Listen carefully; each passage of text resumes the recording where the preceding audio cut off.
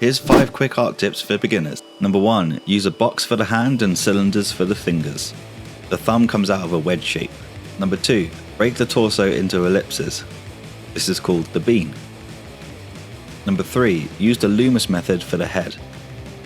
Number 4. Draw for at least 15 minutes per day. Even a doodle is useful. Number 5. Keep all of your work so you can compare your present self to your past self. Please like, share and subscribe for more art tips as well as other art videos for beginners. Thanks for watching. Did you know I have a website? It's got my comics, illustrations and my blog, which is updated weekly. It also has free downloadable resources for beginners like perspective grids, tutorials on things like value, as well as my own custom brush packs. Did I mention they're free? They're free!